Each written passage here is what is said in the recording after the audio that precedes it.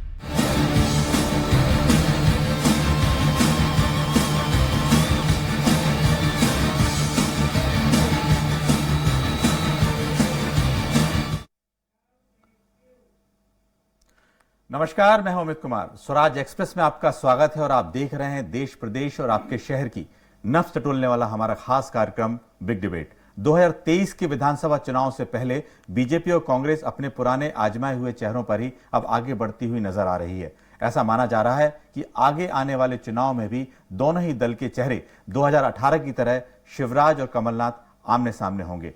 टिकटों को लेकर भी पार्टियां अपने अपने समीकरण बैठाने में लगी हुई हैं। हालांकि रणनीति में माइक्रो मैनेजमेंट जैसा नया शब्द जुड़ गया है, जिसमें मार्जिन से हार जीत को पलटने वाले सीटों पर खास फोकस किया जा रहा है। अब नए और पुराने चेहरों के बीच पार्टियां कैसे सामंजस्य बिठाएंगी, मुद्दा यह है। इस पर चर्चा के लिए हमारे साथ मेहमानों का खास पैनल मौजूद है। उनसे परिचय कराऊं उससे पहले देखते हैं छोटी सी रिपोर्ट। पुरानों पर दारोमदार, भरोसा बरकरार। बीजेपी सत्ता संगठन में नहीं बदलाव, मौजूदा नेतृत्व पर ही लगेगा दाव। कांग्रेस का हारों पर दाव, कैसे पूरा होगा सत्ता का ख्वाब। मिशन 23 की तैयारी, कब आएगी नए चेहरों की बारी। 5000 से हारी तो फिर चुनाव लड़ने की करें तैयारी। बीजेपी 121 का दंश, कैसे बढ़ेगा विधायक वंश। 2018 का घाव फिर भी पुराने चेहरों पर दाव। चुनावी तैयारी में लगी बीजेपी और कांग्रेस की रणनीति अब लगभग साफ हो चली है। न तो बीजेपी की सत्ता और संगठन में बदलाव है और कांग्रेस में तो अब सब कुछ कमलनाथ है। जाहिर है कि दोनों ही दल का शिवराज और कमलनाथ में भरोसा बरकरार है। दोनों पर ही जीत का दारोमदार है। राता पानी के जंगलों में चिंतन मंथन करने वाली बीजेपी माइक्रो प्लानिंग से पिछली हार को जीत में तब्दील में लगी हुई है। कम वोटों से हारी हुई सीटों पर फोकस है। हारी हुई 121 सीटों को फिर से हासिल करने के लिए हर स्तर पर तैयारी की जा रही है। हालांकि इन सब के बीच में पार्टी की सत्ता और संगठन में बड़े स्तर के बदलाव की चर्चा भी चली थी, लेकिन प्रदेश अध्यक्ष इन्हें खारिज कर रहे हैं। अरे अच्छे काम समीक्षा करना, काम का विस्तार करना, काम का सुदृढ़ीकरण करना, 4 नए पैरामीटर्स जोड़ना, नए 4 बिंदुओं पर काम करना। तो अगर बैठ करके एक जगह अगर विचार करते हैं तो ये तो अच्छी बात है। और मुझे लगता है कि भाजपा अपना काम हमेशा से, या कोई भी संगठन अपनी रणनीतिक तैयारी हमेशा करता है। कभी कम लोगों में करता है, कभी ज्यादा लोगों में करता है। तो एक नेचुरल प्रोसेस है। यदि सब कुछ ऐसा ही रहा तो 2023 के चुनाव बीजेपी शिवराज के चेहरे पर और कांग्रेस कमलनाथ के चेहरे पर ही लड़ेगी। अंतर होगा तो माइक्रो मैनेजमेंट का, और कांग्रेस ने तो लगभग तय ही कर लिया है कि कम अंतर से हारी हुई सीट पर पुराने प्रत्याशियों पर ही दाव लगाएगी। पार्टी को सबसे ज्यादा भरोसा है जातीय समीकरण पर। 18 वर्षों में आज तक आप कुछ नहीं कर पाए और आज भी आप योजनाबद्ध तरीके से प्लानिंग करने की तैयारी कर रहे हो। कभी राता पानी जाते हो, तो कभी पचमढ़ी जाते हो, तो कहीं किसी और स्थान पर्यटन स्थल जाते हो। तो ये सब क्या माना जाए? मुझे लगता है कहीं ना कहीं इन लोगों में खुद इनके पास पॉलिसी नहीं है, करना क्या है। बीजेपी और कांग्रेस दोनों का फोकस हारी हुई सीटों पर ज्यादा है। दोनों को लगता है कि जीती हुई सीटें तो रिपीट हो जाएंगी, लेकिन यदि हारी हुई सीटों पर जोर लगाया तो सत्ता का समीकरण सध सकता है। हालांकि चुनावी रणनीति या राजनीति में कहा नहीं जा सकता कि जीते हुए मोहरे कब धोखा दे जाएं और हारे हुए कब कमाल दिखा जाए। ऐसे में दोनों ही दलों की माइक्रो प्लानिंग पर सब कुछ डिपेंड करता है। अतुल पाठक, स्वराज एक्सप्रेस, भोपाल। इस मुद्दे पर ज्यादा चर्चा के लिए मौजूद हैं मीडिया के सह प्रभारी अनिल पटेल जी, और कांग्रेस के वरिष्ठ नेता भूपेंद्र गुप्ता भी जुड़ने वाले हैं, और वरिष्ठ पत्रकार अजय वुकेल जी। आपका बहुत बहुत स्वागत है। अनिल जी, आपको आवाज आ रही है? जी बिल्कुल आ रही है। अनिल जी, सबसे पहले आपसे रुक करते हैं, क्योंकि सबसे चिंतन जो बैठक होती है बीजेपी की, लगातार बैठकों का दौर चलता है। उनकी एक पार्टी की इस तरह की प्रक्रियाएं भी होती हैं, और छोटे छोटे से चुनाव होते हैं उसमें भी जो बैठकें होती हैं उसका चिंतन मंथन होता है। लेकिन एक बात सामने आ रही है बार बार कि जो ऐसे नेता हैं जो 10,000 वोटों से भी कम हारे थे, उनके भी बोला गया है कि भाई आप लोग अपनी मेहनत कीजिए, थोड़ा सा आगे चुनाव आने वाले हैं। क्या कुछ ऐसा निकल के आ रहा है? अमित जी, देखिए, जैसा भारतीय जनता पार्टी एक 24 घंटे काम करने वाला एक दल है, और हमारी एक संगठनात्मक संरचना है और कार्य पद्धति है, और उस कार्य पद्धति का एक अंग है बैठक और समीक्षाएं। तो निश्चित तौर पे जब हमारे नेतृत्व और हमारे वरिष्ठ लोग बैठते हैं और चिंतन मंथन करते हैं तो उसमें कुछ चीजें निकल के आती हैं। उसी के तहत ये भी चीजें होती हैं कि जो कम मतों से जीत के हारे थे हमारे विधायक या प्रत्याशी, उनको ये मैसेज दिया जाता है कि आप तैयारी करिए, आप पे भी विचार किया जा सकता है। और निश्चित तौर से अगर उनका काम अच्छा रहा है क्षेत्र में कार्यकर्ता की दृष्टि से, तो उनको अवसर मिलना भी चाहिए, ऐसा मेरा मानना है। जी अमित जी। जी, आपने बिल्कुल ठीक कहा है कि जिस तरह से लोगों को मौका मिलना चाहिए, कम से कम 1 साल पहले यदि आगाह कर देते हैं कि आपको कैसा काम करना है, तो हो सकता है कोई स्थितियां कुछ बदल जाएं। भूपेन जी, आपको आवाज आ रही है? भूपेन जी, चलिए, अजय वुकेल वरिष्ठ पत्रकार साथ में हैं। अजय जी, ये बताएं कि किस तरीके से इस बार, जो कि देखा जाए तो 2021 जो सीटें मिली थी 2018 में, तो लगता है कि आपको कि किस तरीके से पूरा जो मसला अब होने वाला है कि शिवराज जी भी वही चेहरा रहेंगे, कमलनाथ भी रहेंगे, तो लगता है कुछ अलग कुछ करना होगा पार्टियों को? देखिए, अभी तो जैसा आप कह रहे हैं कि यही लग रहा है कि यही चेहरे रहेंगे, लेकिन बीजेपी में कुछ भी निर्णय हो सकता है जी। अभी गुजरात, कर्नाटक जैसे राज्यों के चुनाव होने वाले हैं और इन विधानसभा चुनाव का नतीजा क्या आता है उस पर भी काफी कुछ आगे के जो निर्णय पार्टी के होंगे उस पर वो निर्भर करेगा। लेकिन मोटे तौर पर अब यही माना जा रहा है कि शायद यही चेहरे कंटिन्यू करें। तो सवाल ये है कि पिछले चुनाव में 2018 में किसी भी पार्टी को स्पष्ट बहुमत नहीं मिला था। कांग्रेस भी 1-2 सीटों से पीछे रह गई थी और बीजेपी तो खैर 6-7 सीटों से पीछे रह गई थी। हालांकि बीजेपी को वोट कांग्रेस की तुलना में ज्यादा मिला था, यानी आधा % वोट ज्यादा लेने के बाद भी बीजेपी जो है बहुमत से 7-8 सीटें पीछे रह गई थी तब। और उसमें करीबन कहते हैं कि 25-30 सीटें ऐसी थी जो लगभग उन्होंने बहुत ही 1000 से भी कम मार्जिन से हारी हैं जी। अब सवाल ये है कि वो सीटों पर किसी तरह से बहुमत के लिए कैसे व्यवस्था की जाए, वोट कैसे जुटाया जाए और इतनी सीटें आ जाए कि सरकार फिर से पार्टी सत्ता में लौट सके। ये असली चुनौती भाजपा के सामने है और यही चुनौती लगभग कांग्रेस के सामने भी है, क्योंकि वो भी पूर्ण बहुमत तो वो भी उनको नहीं मिला था लेकिन वो भी अगर थोड़ी सीटों पीछे रह गए थे। लेकिन उसके बाद जो पिछला चुनाव हुआ उस तब से लेकर पिछले 3-4 साल के अंदर हालात काफी बदले हैं जी। हमें ये भी देखना पड़ेगा। बिल्कुल, आपने कहा हालात काफी बदले हैं और लेकिन एक बात तय है कि कांग्रेस के पास सीटें ज्यादा थी और लगभग मेजॉरिटी के करीब थे। भूपेंद्र जी, सवाल यह है कि किस तरीके से, चूंकि पार्टी ने तय कर दिया है, कांग्रेस पार्टी ने, कि कमलनाथ जी का चेहरा रहेगा और उन्होंने खुद कहा है कि 2023 तक कहीं जाने वाले नहीं है और उन्होंने फोरम पे भी कहा है, कई बार प्रेस कॉन्फ्रेंस में भी कहा है कि कहीं जाने वाले नहीं है। तो क्या माइक्रो लेवल पे किस तरह की काम होना है, क्योंकि कई ऐसे विधायक हैं जो 5000 से कम वोटों से हारे हैं, तो क्या प्लानिंग है, बदलने की प्लानिंग है, किस तरीके की प्लानिंग चल रही है?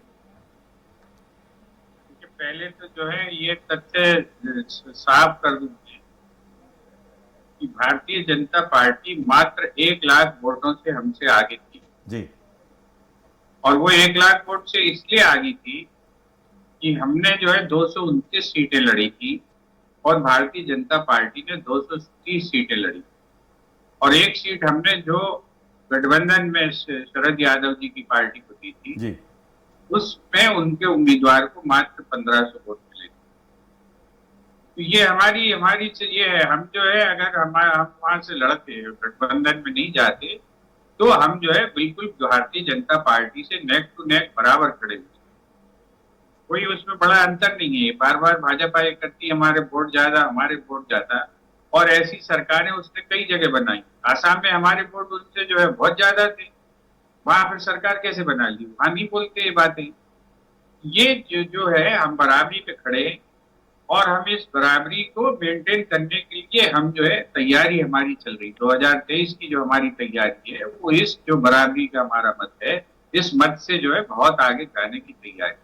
इसके लिए हमने जो है कम से कम 40 प्रकोष्ठ बनाए हैं, समाज के हर वर्ग को जोड़ा है, उनके साथ हम संवाद कर रहे हैं और उनके साथ बातचीत कर रहे हैं।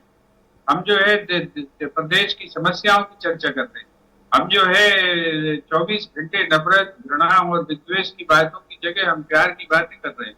हम लोगों के बीच में जा रहे हैं, हम उनसे संपर्क बना रहे हैं, हम जानना चाह रहे हैं कि लोगों की तकलीफ क्या है। आज आपसे मैं कहना चाहता हूं कि मध्य प्रदेश के किसी भी घर में चले जाइए, 25 साल की उम्र का से लेकर 45 साल की उम्र के बेरोजगार उन घरों में बैठे, क्या ये किसी सरकार के लिए शर्मनाक स्थिति नहीं है? 45 साल का बेटा जिस घर में बेरोजगार बैठा हो और सरकार बयान दे के कहे कि हम 3 साल तुम्हारी जो है पात्रता उम्र बढ़ा रहे हैं, 48 साल में नौकरी देंगे आप उस आदमी जी। ये मध्य प्रदेश को ये जो सामाजिक विद्रूपता है, विषमता है, ये जो है ये कलुष दिखाई नहीं पड़ता है। और ये जो लड़ाई है इस बात की लड़ाई, बिल्कुल इसको लेके हम आगे बढ़ रहे हैं। इस मुद्दे को आगे बढ़ाते हैं भूपेंद्र जी। अनिल जी, ये है कि जिस तरह से देखा जाए कि अभी जिस तरह की बैठकें बीजेपी में हो रही हैं या कांग्रेस में हो रही हैं, नेताओं पे ज्यादा फोकस है मुद्दों से ज्यादा। ऐसा क्यों हो रहा है? जैसे कहा कि बेरोजगारी है, बहुत सारे ऐसे मुद्दे हैं, लेकिन इस समय जो फोकस हो रहा है उन नेताओं पे हो रहा है कि कौन कम सीट से हारा है, उनको कैसे मौका दिया जाए या क्या की जाए। मुद्दों पे चर्चा नहीं हो पा रही है। अनिल जी। अमित जी, किसी भी संगठन में देखिए कई पैरामीटरों पर विचार होता है, उसमें एक पैरामीटर ये भी होता ही है, कांग्रेस भी विचार कर रही है और भारतीय जनता पार्टी भी कर रही, कम मार्जिन से कौन से हमारे नेता जीते हैं जी। लेकिन दूसरे चीजों पे भी सरकार हमारी भारतीय जनता पार्टी की मध्य प्रदेश में है, तो हम इस चीज पे भी फोकस करते हैं कि हमारी जो अंत्योदय और गरीब कल्याण की योजनाएं हैं उसको अधिक से अधिक लोगों तक नीचे पहुंचाया कैसे जा सकता है, उसमें संगठन का क्या रोल हो सकता है, उसके सहायता से कैसे हम अधिक से अधिक लोगों तक सरकार की योजनाओं को, केंद्र सरकार की योजनाओं को पहुंचा सकते हैं, इस पे भी हमारा फोकस रहता है। जनसंपर्क का भी कार्यक्रम है। संगठन स्तर पे भी हमारी तैयारी अमित जी रहती है, और भारतीय जनता पार्टी जैसा आप जानते हैं कि संगठन आधारित दल है और हमारा पूरा फोकस बूथ पे रहता है, और इस बार हम 51% वोट प्राप्त करने की योजना के साथ चल रहे हैं जी। तो हमारी त्रिदेव व्यवस्था है, प्रत्येक बूथ पर 21 लोगों की टोली है, पूरे बूथ का हमने डिजिटलाइजेशन कर लिया है। तो यह पैरामीटर भी अमित जी रहते हैं, और जो आप पैरामीटर कह रहे हैं वो तो है ही है। तो इन सभी चीजों के आधार पे 4 या 5 या 6 पैरामीटर मिलकर के ही किसी पार्टी को चुनाव में जीत दिलाते हैं। चलिए हम जी, आपने कहा अनिल जी, और कुछ समझने की कोशिश करते हैं अजय जी से। वरिष्ठ पत्रकार हैं और राजनीतिक अच्छी नजर रखते हैं। ये बताएं कि जैसे उन्होंने संगठनात्मक आधारित पार्टी है, दोनों अपने अपने संगठन हैं दोनों पार्टियों के, लेकिन बहुत सारी बातें जो पार्टी के अंदर होनी चाहिए थी वो बाहर आ रही हैं, लेकिन जो मुद्दे हैं वो कहीं खो जा रहे हैं। मतलब अब मुद्दे आप देखेंगे तो जो बेरोजगारी है या दूसरे मुद्दे हैं, 18 साल का विकास बनाम 15 महीने का विकास जो होने वाला है, मुद्दे कहीं गायब क्यों हो जाते हैं इस सब में? आपको क्या ऐसा लगता है? देखिए, पिछले कई सालों से देश में चुनाव जीतने का जो मैकेनिज्म है वो थोड़ा अलग तरह का हो गया है। हम ये देखते हैं कि जो बुनियादी इश्यूज हैं, जो बुनियादी मुद्दे हैं, वो एन वक्त पर जब वोटिंग होती है, जब मतदान होता है, तब वो एक तरफ चले जाते हैं, साइडलाइन हो जाते हैं, और इमोशनल इश्यूज जो भी भावनात्मक मुद्दे हैं, दूसरे कुछ ऐसे मुद्दे हैं जो हावी हो जाते हैं, और उसके हिसाब से जो वोटर प्रभावित उससे ज़्यादा होने लगता है जी। इस चुनाव में भी निश्चित रूप से बेरोजगारी और गरीबी और दूसरे तमाम मुद्दे हैं, स्वास्थ्य की समस्याएं, जो बेसिक समस्याएं हैं, इसको ये समस्याएं तो पहले भी थी, अभी भी हैं, और कुछ हद तक निदान हुआ है, और अभी भी बहुत सारी अपेक्षाएं लोगों की हैं जो पूरी नहीं हुई हैं। इसका असर बीजेपी में भी दिख रहा है, आरएसएस में भी दिख रहा है। जैसे भी कार्य दत्तात्रेय हुसबोरे ने अभी भाषण दिया कि देश में बेरोजगारी 20 करोड़ लोग जो हैं वो बेरोजगार और भूख से परेशान, गरीबी से परेशान हैं। तो इसका मतलब ये नहीं है कि इन सब चीज़ों का वहाँ कोई एहसास नहीं है किसी तरह का, इसको लेकर चिंता नहीं है। लेकिन सवाल ये कि आप इलेक्शन को किस मुद्दे पर पलटते हैं या उस पर लेकर आते हैं, ये सबसे बड़ा सवाल है। और पिछले कई चुनाव से हमने देखा कि इन इश्यूज पर कोई पार्टी फोकस नहीं कर पाती है, और अंततः इलेक्शन किसी और मुद्दे पर जाकर फोकस हो जाता है जी। अगर अगले चुनाव में भी वैसे ही कुछ हुआ तो फिर ये मुद्दे फिर साइडलाइन हो जाएंगे, और किसी और मुद्दे पर जो है चुनाव होने लगेगा, और वोट उसके आधार पर पड़ेंगे। जी, आपने बिल्कुल ठीक कहा है। कई मुद्दों को बनाने की बात है कि किस तरह से विपक्ष उस मुद्दों को उठाता है। भूपेन जी, एक बहुत महत्वपूर्ण बात यह है जो अजय जी ने भी कही कि मुद्दों को उठाने का काम है, आखिरी समय पे क्या मुद्दे रहेंगे। लेकिन देखने में यह आया है, क्या कांग्रेस पार्टी के लिए ऐसे चेहरे ढूंढना, जो कम से 230 सीटों पे आपको लड़ना है, तो क्या ऐसे उन चेहरों को ढूंढने की एक बड़ी जिम्मेदारी है मुद्दों से ज्यादा? देखिए, कांग्रेस में तो हजारों चेहरे हैं। ये संकट तो भारतीय जनता पार्टी का, इसलिए तो इन्हें दूसरी पार्टियों के नेता चुराने पड़ते हैं कि इनके पास चेहरे नहीं बचे। आज ये अपने नेताओं के नाम पर वोट नहीं मांग पाते हैं। आज इन्हें वोट मांगना है गुजरात में, तो ये वल्लभ भाई पटेल के नाम पर वोट मांगते हैं। कौन थे वल्लभ भाई पटेल? ये कांग्रेस की कोख से जन्मे हुए नेता है। इनने बंगाल में चुनाव लड़ा, इनकी हैसियत नहीं थी कि श्यामा प्रसाद मुखर्जी के नाम पर वोट मांग लें। वो तो इनके सबसे बड़े नेता थे। वहां पे इनको जो है टैगोर और सुभाष चंद्र बोस के नाम पर वोट मांगना पड़ी। इस बात को भारतीय जनता पार्टी समझने तैयार नहीं, हुंकारे भरेगी। क्यों? क्योंकि जो है दम्भोक्तियां करने के अलावा इस पार्टी ने कुछ सीखा नहीं। इनके पास कोई नेता है क्या? आज ये कहीं पर जब चुनाव कैंपेन में जाते हैं, दीनदयाल जी के नाम पर वोट मांग पाते हैं क्या? किन इश्यूज पर वोट मांगते हैं? हिंदू, मुसलमान, पाकिस्तान। क्यों? दीनदयाल जी के नाम पर मांगो वोट, साहस करो। एक पार्टी इतनी बैंकक्रप्ट है कि 100 साल का जिसका इतिहास है, 100 साल में एक लीडर पैदा नहीं कर पाई जिसके नाम पर ये वोट मांग लें। ये बैंकक्रप्सी इन्हें दिखाई नहीं पड़ती। कांग्रेस को गाली दो सुबह से शाम तक तो काम हो गया। अभी भाई साहब हमारे जो बीजेपी के मित्र थे वो ये कह रहे थे कि हम जन कल्याणकारी योजनाओं को नीचे तक ले जाते। आपके मुख्यमंत्री जी जो है मंच पर खड़े होकर बयान दे रहे हैं, आपकी जो सबसे बड़ी जो है योजना है प्रधानमंत्री आवास, कि अब मैं इसमें भ्रष्टाचार नहीं चलने दूंगा। 50 भाषण है, 50 वीडियो कॉन्फ्रेंस के भाषण है, तो अभी तो भ्रष्टाचार चल रहा है ना उसमें। यह आपकी जो है गोल्डन योजना है मध्य प्रदेश पूरी दुनिया में, अमेरिका में भाषण दे के आ गए थे आप लाडली लक्ष्मी का। आपने उसमें क्या किया कि जिन बच्चियों को आपने एनएससी के सर्टिफिकेट दिए थे वो उनसे वापस छीन लिए, और केवल वापस नहीं छीन लिए, आपने उन एनएससी के सर्टिफिकेट्स को एनकैश भी कर लिया। ये सरकार ने किया है, इसका जवाब दीजिए आप जनता के बीच में जाकर, और कहिए कि अब आपने उनको जो है एक प्रॉमिसरी नोट पकड़ा दिया है। ये बात का जवाब नहीं दे सकते। चलिए जवाब लेते हैं, जो जवाब है लेते हैं इसलिए भूपेंद्र जी। हिंदू मुसलमान करते हैं, अनिल जी से इसलिए जवाब लेते हैं पाकिस्तान को कि बीच में ले आते हैं। बिल्कुल, अनिल इसको जी से जवाब जवाब इस लेते हैं। बात का देना चाहिए कि ये आपकी गोल्डन योजना है, जिसको जो है आप कहते हैं कि आपके गोल्डन कॉइन्स है, इन सिक्कों को जरा भुना के तो देखिए। आपने कहा कि हमने जो है गैस का कनेक्शन दे दिया उज्ज्वला में, कहा जाइए इस सिक्के को लेके। आपने जो है टंकी ये दे दी, लोगों के घर में जो है गैस नहीं जल रही, वापस चूल्हे पे उनको उतरना पड़ा। क्यों? क्योंकि आपने धोखा किया, छत में किया। आपने जो है 1600 रुपए का कर्जा उनके सर में पड़ दिया। जवाब देते हैं। आप जाके गांव की स्थिति देखें जी। और ये स्थिति जब वास्तविकता है जनता के बीच में जा रही है, इसीलिए तो ये इतनी दिक्कत है, इसीलिए तो ये चिंता बैठ के हो रही है। जी अनिल जी, इसका जवाब बिल्कुल कि आपके पास सशक्त चेहरा जो आप बार बार शिवराज जी के सामने रख रहे हैं इन मुद्दों को लेके, जो कि उनके समय में ये सब जो जितने भी आरोप गिना रहे हैं इन्हीं सब समय में हुआ है। देखिए अमित जी, हमारे जो भाई साहब है ये कभी स्वीकार नहीं करेंगे कि भगदड़ जो है कांग्रेस में मची हुई है। खींचतान कांग्रेस दिग्विजय जी और कमलनाथ में चल रही है, तो कमलनाथ जी इंटरेस्टेड नहीं है, ये सारी चीजें स्वीकार नहीं करेंगे। पर इनका अंदरूनी विषय है, मैं उसमें नहीं जाऊंगा। लेकिन जैसे कि कह रहे हैं कि जनता के मुद्दों पर ध्यान नहीं है भारतीय जनता पार्टी, मैं आपको बताना चाहूंगा कल ही जो है हमने जो प्राकृतिक आपदाओं आई थी और उसके कारण कुछ लोग प्रभावित हुए थे, चाहे वो नगरीय इलाके के हो या ग्रामीण इलाकों के हैं।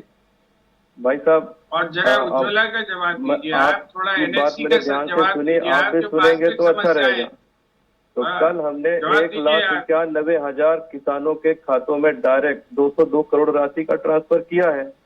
और जो आप प्रधानमंत्री आवास की बात कर रहे हैं, अगर कांग्रेस ने आजादी के बाद काम किया होता तो आज भी लोग बिना आवास के नहीं होते, जिनके इंदिरा आवास ऐसे ही बन रहे थे क्या? सड़क पे बन रहे थे कि इंदिरा आवास की जो एक तो जनता के लिए बन रहे थे? पूरे भारत देश में देख लीजिए, पूरे भारत देश में आवास देने का काम भारतीय जनता पार्टी की सरकार ने प्रधानमंत्री आवास कर दिया। अब ये तो आप कहेंगे ही, आप तो कुछ स्वीकार करते ही नहीं है। आपके 1 लाख वोट कम मिले, आपने उसको भी स्वीकार नहीं कहा। नहीं बन रहे थे, इसका हाना में आप जवाब दीजिए।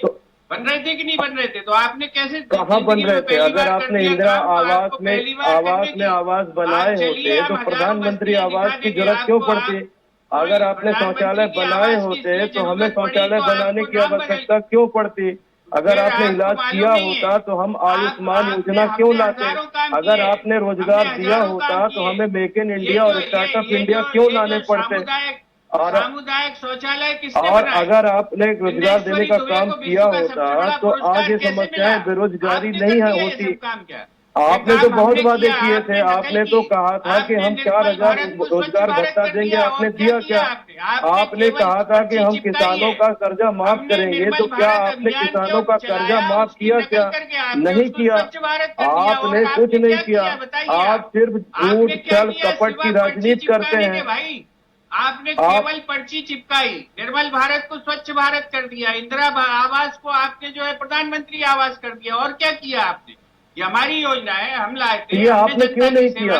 आपने क्यों नहीं किया? आपको तो 50 साल 60 साल मिला था, देश में दिया था, तो दोबारा शौचालय बनाने की जरूरत क्यों पड़ रही है? स्वच्छता अभियान प्रधानमंत्री जी को क्यों चलाने की जरूरत पड़ रही है? तब तो जवाहरलाल जी गुलाब का फूल लगा के कोर्ट में घूमते थे, वो तो झाड़ू नहीं उठा सके, उनके इतने क्षमता नहीं थी। उनके पास क्षमता थी क्या कि वो कुदाल लेके चलते वो देश में? मालूम नहीं आप क्या कर रहे हैं? आप केवल वाहवाही लूटने के लिए देश की कीमत पे काम कर रहे हैं। ये कांग्रेस ने किया है, ये कांग्रेस ने किया है भूपेंद्र जी भाई साहब। ये सामुदायिक शौचालय, सुलभ शौचालय किसने बनाए थे? आपने चलिए हमारे साथ भूपेंद्र जी, हमारे साथ अजय जी हैं। थोड़ा सा इसका आप लोग जिस बात पे बहस कर रहे हैं, मुद्दों पे, योजनाओं पे जो बहस हो रही है, अजय जी से बात करते हैं। अजय जी, क्या सिर्फ नाम परिवर्तन हुए हैं कि काम हुआ है? नहीं, देखिए नाम बदले हैं ये बात तो सही है, और काम नहीं हुआ ये कहना भी गलत होगा। काम हो सकता है कि जो अपेक्षा है उसके साथ उतना काम ना हुआ होगा, वो अलग चीज है। जी। काम बिल्कुल नहीं हो रहा है ये कहना भी गलत होगा जी। लेकिन सवाल ये है कि क्या इन्हीं के दम पर कोई चुनाव जीता जा सकता है या नहीं, असली सवाल ये जी। है। और दूसरी बात ये है कि जैसे पुराने चेहरों पर दांव लगाने की शुरू में जो बात हो रही थी, जी। दोनों पार्टियां दरअसल भीतर से डरी हुई हैं। जी। इसलिए मुझे लगता है कि इस चुनाव में पार्टियां रिस्क शायद कम लेंगी। जी। जो आजमाए हुए चेहरे हैं वही ज्यादा चुनाव में उतरेंगे, क्योंकि पार्टियों में जो आत्मविश्वास तब पैदा होता है जब जन समर्थन उसको लगातार मिलता है।